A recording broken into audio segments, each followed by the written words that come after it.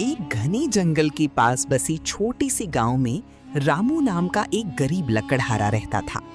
उसका छोटा सा परिवार था, पत्नी गंगा और एक छोटा बेटा छोटू।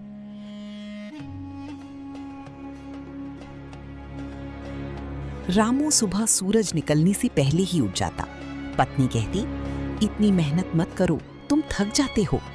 रामू मुस्कुराकर जवाब देता, मेहनत ही हमारा सहारा है। लेकिन गरीबी इतनी थी कि कई बार खाना भी पूरा नहीं मिलता था। रामू रोज जंगल जाता था। वो पेड़ों से बात करता, पक्षियों को दाना डालता। एक दिन उसने एक घायल हिरण देखा। रामू ने उसकी मदद की, पानी पिलाया। धीरे धीरे जंगल के जानवर उसकी दोस्त बन गए।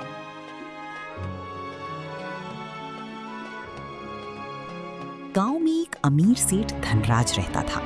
वो गरीबों से ज्यादा पैसे लेता, किसानों की जमीन छीनता।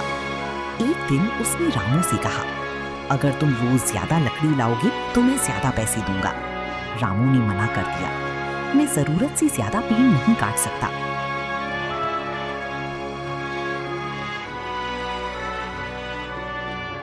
एक दिन तेज आंधी और बारिश आई। रामू फिर भी काम पर गया।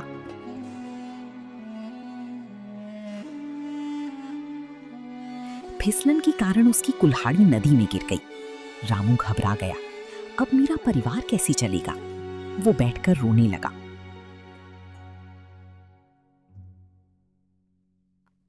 अचानक नदी से तेज रोशनी निकली। सत्य है, एक दिव्य देवी प्रकट हुई। देवी बोली, सच्चाई की परीक्षा होगी। पहले सोने की कुल्हाड़ी लाई गई। रामू ने कहा, ये मेरी नहीं है। फिर चांदी की।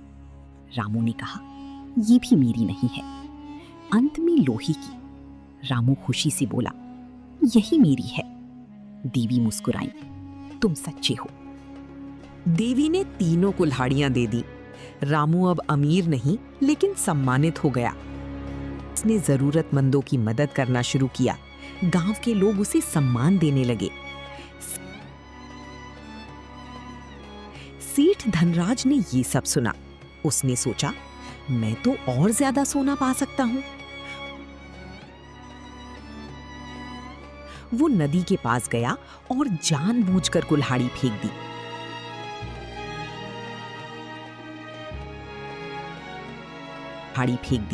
फिर नकली रोना शुरू किया। देवी फिर आई। जैसे ही सोने की कुल्हाड़ी दिखाई, सेठ बोला, हाँ, यही मेरी है। देवी गुस्से में बोली, तुम झूठे और लालची हो। देवी ने उसकी असली कुल्हाड़ी भी गायब कर दी।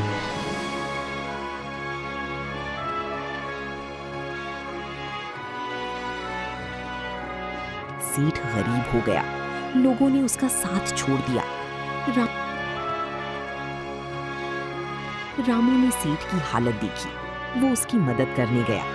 सेठ रोते हुए बोला, मुझे माफ कर दो, मैंने गलती की। रामू ने कहा, असली खजाना सोना नहीं, ईमानदारी है।